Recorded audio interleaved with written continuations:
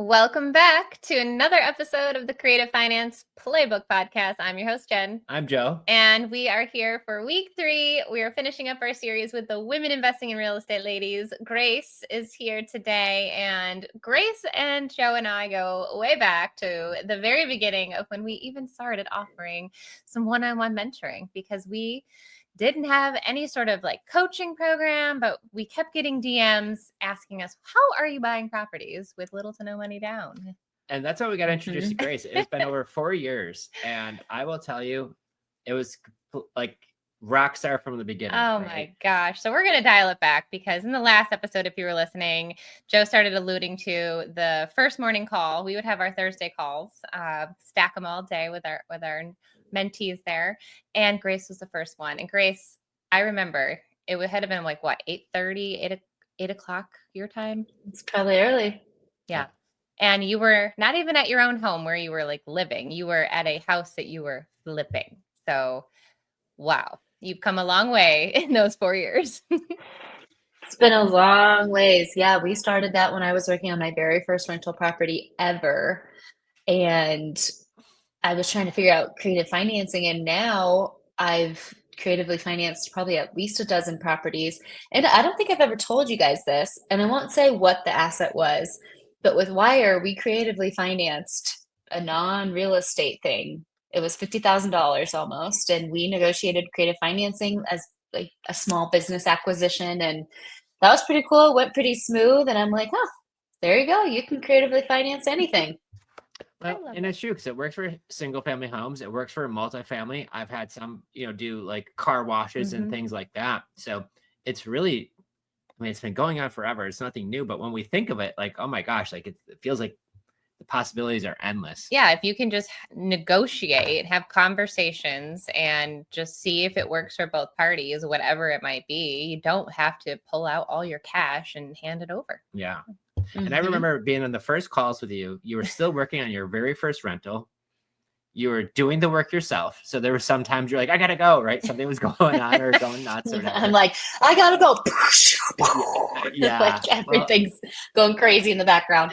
And I remember having these talks. I'm like, I know you guys would like to do it, but like the goal would be like to have you not do Swing that the yourself anymore. And you were still working at your job at the time. And I knew from talking with you, I was like, she is legit. She is serious. She's all about her business, and she's going to thrive. And it was obvious from the beginning that was going to happen. So I kind of want to dial back to your very first rental to now. You've been able to create a women's community, Wire, like, and that's been amazing. You've been able to build your own portfolio. You've been able to quit your job, and you even moved. Like so much stuff going on, but you're still doing business back in Iowa. Is that right? My whole business is in Iowa, but I moved all the way to Tucson a couple years ago. And that was really what got me out of the day-to-day. And so I was like, heck yeah, I'll move. And I can really elevate myself into this business and get out of swinging the hammer. Not that I was any good at it, but mostly get my fiance out of it. And that's when I really learned how to build a team and do things long distance and have good partnerships. Well, I remember you were like, your first attempt at doing it remote is you went to live in Mexico City for like a month when we were working together, right? And I think it was like on the plane ride there, like your laptop died and all of these things. I remember, and all these things. My laptop burnt out. I had to buy a new one literally day 2 of my month in Mexico. Yeah. But you were still managing everything from another country. And I think that was kind of giving you the first ideas, like, wait, I can do this like in other places. You guys went to Europe. We're living in a boat for a little bit, like all the things that you're able to do. And so you've never like let life stop, and you've never used that as an excuse as to why you just kept to stop investing and learning new ways to make money in real estate. So I just think that like it's painting a pretty big picture of Grace. And some of you listening might be like, wow, like must be nice, but girl worked her tail off. And I gotta say too, it's like I remember some of your posts from way back when. Didn't you have like an older car that you would drive around to? I had a minivan. The minivan. Oh yeah. My mom's old minivan, 250,000 miles, baby. But like that's the point, is you weren't out chasing like the new like shiny thing that's like materialistic. You were really using that money wisely and investing in yourself investing in your businesses and also like living a really awesome life, the life of grace. Always. Yeah, I think it's so important to like, and I actually think that you guys do an incredible job of this too, of like you moved to Florida because you wanted to get out of New York, and I feel like you don't live like the flashy, crazy lifestyle. Like you're really focused on homeschooling and traveling and enjoying the sunshine. I'm focused on traveling and basically having freedom of not having to have a boss. And so I will always put that ahead of making more money to afford the nice car or the big house or whatever. And I like to surround myself with people who are like that, because the second I'm with people who are flashing all the shiny things, then I start getting into my head of I'm not doing enough. I need to be blah, blah, blah, blah, blah, blah. And like, that's just not what it's about. And I agree. Like, you really got to craft your lifestyle, real estate around your lifestyle, and think through the things, the strategies that you pursue. And it will help. Like for Wire, like our mission is to create a lifestyle of your own design. And Amelia and I always say, we've always chosen more time over more money. Always have. I could be making way more if I was willing to work 100-hour weeks. And I have worked 100-hour weeks when I first started, but now I'm not willing to do that anymore. And that's okay. I still work hard, but I have the boundaries. I have the time. Like this whole week I've been in Iowa, although I live in Tucson, but my whole family's here. So I've been putting in 2-3 hour days, like because I can and I want to. But I started at the very beginning. I still remember when we were doing coaching, I had bought one rental property and I was working on buying 2 duplexes, and it was $250,000. So the down payment should have been 50 grand. I sure as heck did not have 50 grand. I had about 9 grand. So I called that bank and I got them down to 10% down. So now it's 25,000, but I still don't have 25,000. So then I split it with my sister and my fiance. So we each needed about $9,000 with a little bit of closing costs. And I remember counting my paychecks. Okay, I'm 12 paychecks out till closing. So I got to save $500 a paycheck to make sure that I have blah, blah, this much money. And they were turnkey, so it wasn't like I used all my money. But like I was a year out of college. I didn't have even $20,000 or $30,000. But so if you're out there thinking like I don't have a lot of money or I don't know what I'm doing, that was me. But I figured it out. And now I'm to the point where I can do easier deals that maybe require more money because I'm not hustling as hard. I don't have to swing the hammer. I don't have to be the one pulling the nails out of the flooring and, doing all those things. So I was just like everybody who's listening. It's just that I never quit. Well, I think that you had a very tactical approach to it, because rather than taking that $500 and spending that on the new Gucci bag or a new car, right? Here you are driving the minivan. Here you are like still living this life, but you are really investing it back into you. I mean, joining our thing, putting education, like doing deals and how to do it smart. Cause you were really about grassroots, like how to do it organically. You didn't spend money on ads. You didn't spend money on the software and any of the stuff. Like you just did the basic things that really worked well, and you executed them like to the T. And I don't know if that's the engineer side of you or just your natural habit. But like, I remember coming to class and you'd be like, hey, Joe, here are my questions. We'd go over the answers. Here's the next steps. And you would just go do it. And whether you liked it or not, you were doing it. Cause I know when Jenn would be like, hey, Grace, like do social media. And you're like, I don't really love social media. Jen's like, I know, but do it. Try it. And it's going to work really well. And then all of a sudden, like you just like flourished with it. And then it's brought you all of these deals. And it's really, you've been just like A+, like A++. And it's been just such an amazing thing to see you turn from the rock star I knew you were into like, you're just doing it one day at a time. And it's been awesome to see. Well, thank you. And I think that's one thing that served me well is I'm okay with not knowing what the next step is. I'm okay with knowing step 1. Let me do step 1 and I'll come back and ask you how to do step 2. And I was really reminded of that because just yesterday, one of our Wire employees was asking me how to do a creative offer. And she goes, I don't even know what comes next. How did you figure this out? And I go, I didn't know what came next either. I just went and negotiated it. And then when you do that, come back and then we'll talk about the paperwork. Then when you get the paperwork signed, then we'll talk about how to get it to closing. Like that is exactly what I did. I just did A and then B and then C. And now I'm getting into new development, which we can talk about a little bit. And same thing. I had no clue what step 2 and 3 was, but I knew step 1 and I knew I can figure it out. And I'm smart. If all these other ding dongs out there are doing it, I can figure out how to do it. Like, I'm sorry, I'm a very logical person. And Amelia, I always go back to, if Tweedledee and Tweedledum are doing it over there and they've got a podcast about it, and I don't think their podcast makes any sense, I can go out there and do it. And when you have people like you and Jenn who are behind you in your ear saying, yes, you can do it. Yes, that makes sense. Yes, now ask this question, do this thing. It just propels you so much faster than if it was just you and your thoughts and your own experience, because you have no experience. You really got to pay to be in the room with people who will pull you along with them. And then I got to learn all your mistakes. Same thing with Wire. People get to learn all of my mistakes so they don't have to do them. And there's a massive ROI in that. You've got to invest in your business. You've got to invest in yourself if you're really serious about making real estate a full-time thing. And it can be for most people.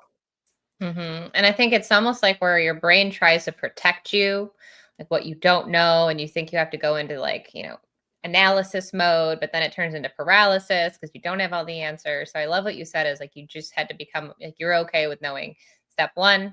Cool. I did step 1. Awesome. Okay. Now step 2. And because it's like, for some reason we think we need the whole encyclopedia and you just don't. And it's not going to serve you to memorize all the facts if you haven't actually done each one of those things along the way. And it doesn't even make sense. Like, I'm the type of person that somebody will try to explain something to me and I'll be like, I don't have any questions right now, but I'm going to go dive into it. And then I'll have all the questions because I don't even know what I don't know. So let me just go do it. I have to have the hands-on. And anybody, you got to go put it into place to see it unfold before your eyes. Like, we can't just theoretically teach you creative financing all from a whiteboard. Like, you got to go out there and figure out for yourself how it works and what people really say and who can help you get to the closing table and all those things. So yeah, if you're listening, go do step 1 and make sure you got somebody on your side who can help you figure out what the next step is. And step 1 is generate those leads, guys. Grab that, how to just post into Facebook groups, post it on your personal page. And in the last episode with Amelia and Grace, we talked all about Grace has double-digit referrals that she's given people just because she's telling everybody what she's looking for. So don't overly complicate it. First, you need leads. Leads are people that have houses they're looking to sell. So Grace, I guess, what is your advice? Because in the beginning, you didn't want to do it. You're like, I don't want to post in Facebook groups. I don't want to do it. So I know it was a conversation with Jenn. I don't know if it was once or many times. I know you and I had the talk, but it was like Jenn was the kind of, I don't know how she did it. But what was that thing for you? They were like, you know what? Fine. I don't want to do it, but I'm going to. Like, what was that difference? Because I will tell you, this is one of the biggest reasons why investors fail. So if you're listening, take some notes here because Grace is the poster child of like, okay, I know what I did. I don't want to do it, but did it and then flourished with it. So, yeah. Well, I mean, when we started, I didn't even have Facebook on my phone. I didn't even know what my password was. I was like, I don't use Facebook. And now I'm on it every day. Like I was just messaging somebody on my business Facebook Messenger right now because a cleaner slid into my DMs asking me for work. Like that, there's so many things beyond leads, but I don't remember what made me do it. I think I probably was like, oh, I invested in this and now I better listen to what they're saying I better do. Like, simple as that. I paid for them to tell me what to do and then I'm not going to do what they tell me to do. That's stupid. So I did it, and I can't remember how the first few months went, but my biggest advice would be, you don't have to come out swinging like an influencer. Just be your authentic self. Post some before and afters. Just say, hey guys, as a reminder, I buy properties in Cedar Rapids. Let me know if you have any sellers who want to sell as is. Here's my number. Like, you don't have to be out here, swinging 10 levels above your weight, trying to pretend like you've done 100,000 deals. And I think people get that wrong. Just be super authentic, be yourself, use your face. I just posted a couple days ago that I was looking for a deal and I had 12 people reshare it, which that's a lot of people who are then resharing to all of their Facebook people. And again, this isn't a very concentrated small town, only 150,000 people. So keep those numbers in mind. who are then resharing, look, this person is looking for a deal. And I had all sorts of people reach out to me. But social media is huge. Use it. You don't have to, don't let it mentally weigh you down. You don't, just be your authentic self. People love updates. People love seeing before and afters. So just post that. It's like spot on. Keep it simple. Well, so then let's do an update. Grace, you've been doing some new development. Speaking of updates, now that we're on that, wow. Like, so I want to go over that story. So you bought this property a few years ago because you had a vision. Am I right? What was that vision you had back then? So there's this area in my town called Nubo, and it is totally walkable, very hipster, very fun, all the good food, the nightlife, blah, blah, blah. Like, that's where you want to be. And I always told myself, if anything comes up for sale in Nubo, I will buy it, no questions asked. A $25,000 house came up for Nubo for sale. I was camping on a mountain in Arizona, no service. I drove my ass to the top of the mountain to put in an offer, drove back down. The next morning, drove back up to see if it got accepted. It did. And I had no clue what I was going to do. So first I tried to renovate the house. I didn't start the renovation, but I went and got bids. Everyone's like, you cannot save this. This foundation is beyond hoard. It's from like 1870. You got to scrap it. Then I was trying to put 2 container homes on the lot, and that involved getting some city variances that I was super inexperienced with, and I didn't really get the neighborhood support because I didn't know how to ask for the neighborhood support. Then finally on round 3, I was like, let me hire a consultant who's done what I want to do. I paid $8,000 for this guy who's built these really cutting edge triplexes. It's a front back duplex with a garage ADU. So it's not 3, it's 2 buildings, a duplex and an ADU. And it was the best $8,000 I've ever spent. He held my hand the whole way. I mean, this is a $600,000 build. This isn't a $60,000 house. I will make that ROI so quick and like one lesson learned. And now I finally got to where foundation is poured. Framing starts in 2 weeks. And it should be done in about 2 to 3 months. So I'm beyond excited, but I had no clue what I was doing most of the time in a way that wasn't dangerous. Like, you could definitely lose your butt on new construction because it's such big numbers. I knew enough, but I knew also what I didn't know and how to get people who could help fill in those holes. And that's such a huge inspiration because you buy the deal. You're not even in the same state. Well, I'm going to say, first of all, like, you're camping, which I'm going to assume is like you're supposed to be relaxing. And you're supposed to, like, you totally pulled a Joe right there. Can I just like elephant in the room that? Because that just sounds like something I did. You're like, oh, yeah, I'm just going to drive up here, right? Like, what? Joe's standing on top of the car with his phone in the air trying to get service at the campsite. I mean, I know it was Las Vegas. He wasn't on a mountain, but yeah, so it's going above and beyond. Like, that first step is what got you the deal. Sorry, I didn't mean to interrupt you. No, but it's completely true because there's sometimes we have to make those little bit of a sacrifice. There's times where we're on vacation and I'm taking a call, right? It's either on a deal or whatever it's going on. So it's just taking it to like set up your boundaries, but also know like, hey, like if I could get this deal, I'm going to the top of the mountain. Because you would be breaking a promise to yourself. You said if something comes up for sale, I'm exactly. Yep.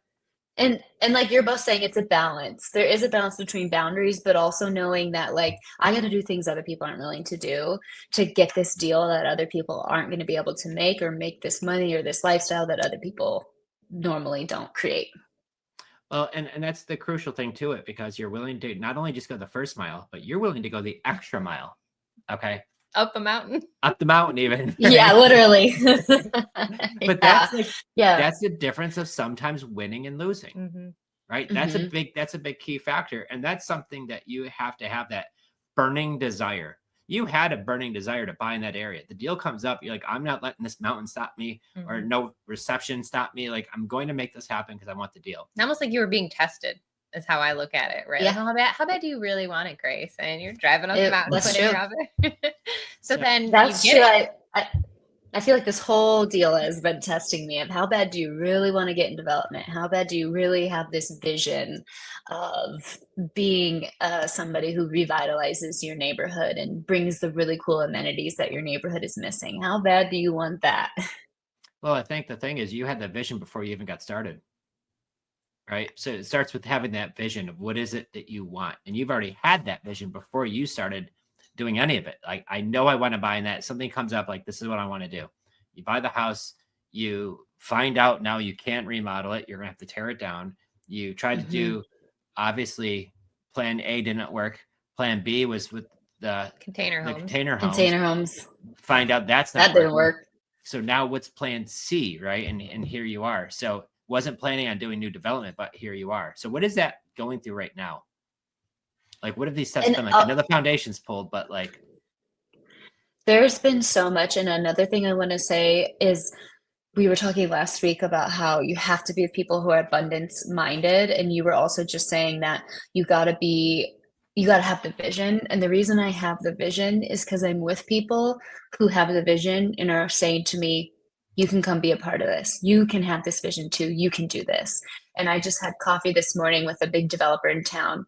And I was shocked that he gave us an hour of his time. And pretty soon he goes, should we go walk my projects? Come with me, get my car. Let's go walk this. So now I'm walking these really cool things. And he's saying, you can do this. Here's what you need to do. You can do this. Ask if you do X, ask me for Y. I will help you with Z.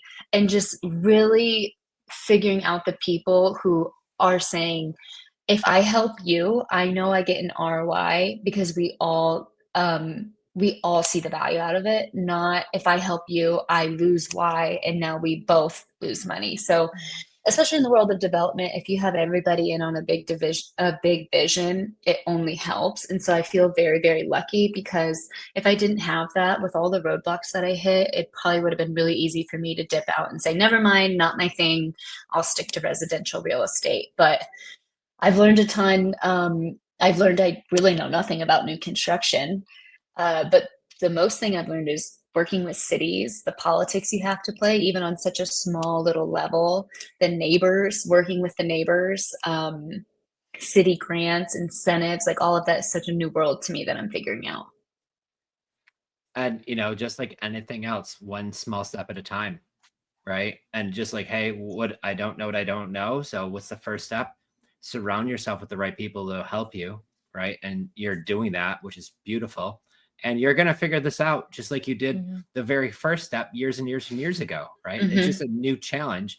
And with you and the way you are and your mental attitude, like, you're going into like, I'm going to win. I just have to figure out how I'm going to get to the finish line. But it's attitude. Yeah. And you're not doing it alone. Like, I got to echo that, is that if you were just alone with your own thoughts and you were trying to do this whole thing by yourself, I don't know if you'd be on this podcast right now. It'd be a spiral.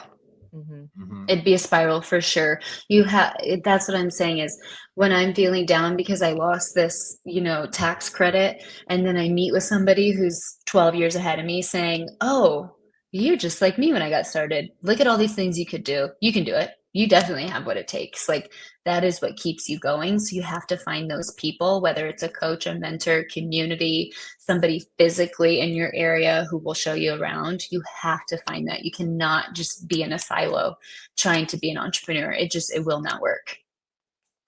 Oh, I mean, that's why we love local meetups. We love getting in online with folks. And then obviously anything like that. Like, there's some new development in Tampa, like, not shiny object syndrome, but I mean, man, Tampa's starting to really blow up down here. And I keep seeing some of the other, big wigs on Instagram posting. And I'm like, I just kind of want to go look. But obviously, it's a lot, like you're saying, but it's good to get inspired. It's good to at least get yourself out there, see what is possible. You just never know what path you might truly fall in love with. I know that you've dabbled in rent to own. You've got some rentals. Do you still do MTR, midterm rentals, or any short-term rentals in your portfolio?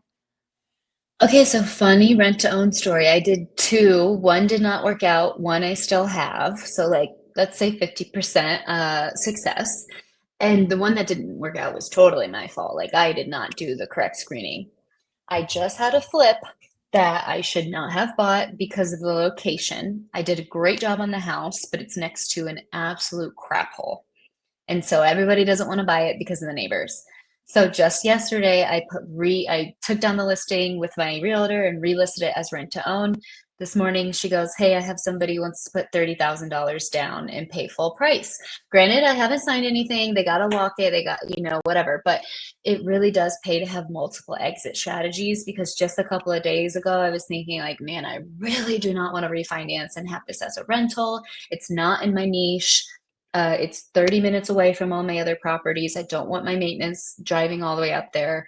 So then I was like, well, I know how to do rent to own. I know what would make it work and who to look for. So now this is another exit opportunity for me to make a win-win with somebody. And I think this guy's a contractor who can't go get a mortgage. So like, this is a great, if we come to an agreement, this is a great win-win. Bam. And $30,000 down sure makes it help. And yeah, that'd be my biggest down payment yet. And I'll tell you, it's shocking to me, because once in a while, even on our end, we have renters who give us 10, 20,000 to move in, and then they just stop paying rent, or they move, or whatever other reason it happens, and we get the property back. We have one in Pennsylvania. She's like, oh, Joe, I'm moving out. I think one of the team members, and she's like, so you're going to get your house back. So what are we going to do? We're going to put in another rent to own person, get another big, non-refundable option deposit. So if it doesn't work, that's part of it. And I'm okay. I'm going to find another one. And there's some of these properties we've done this with now, like a handful of times. And it's, you always want to hope for the best, but if it doesn't, hey, and that's part of having that multiple exit strategies. And you could do we do the screenthetenant.com, and everything checks off. It's just that I keep saying people are people, and you can't predict what they're going to end up doing. We had some that had great jobs, and then they quit those jobs, and now they don't have the W-2, and they're buying new cars, and they can't qualify for a mortgage. It's like, you can only do what you can do. But if there's always an option, there's always a play in the playbook. There's always ways to just make sure, like, you as the business owner can still come out and make sure you're doing the right thing. Yeah. Well, that's so cool. Wow. Well, you'll have to keep us updated. I want to know all about this. And if somebody fingers crossed. If somebody wants to follow you because you're sharing it on social media, where should they look you up? We're gonna post these down below, but where should they find you? The best place to find me is grace.investing on Instagram. I try to get back to people, and I love posting all the behind the scenes stuff. So hopefully you'll want to follow along. Awesome. And we'll make sure we have all the Wire community information. There's more on that episode. If you missed it, make sure you check out the one with Amelia and Grace, but definitely give Grace a follow. She is an open book. She shares what's going on, the good, the bad, the truth, and you've got lots of exciting stuff. Do you have a wedding planned yet? I do. It's going to be in Tucson, Arizona. I'm really excited, in November. Oh my God. Wow. So yeah, just recently got engaged, and we'll be a missus soon enough. So Grace, thanks so much for spending your day with us here today. We had so much fun catching up. And guys, if you're listening and you haven't had a chance yet, make sure that you head over to creativefinanceplaybook.com.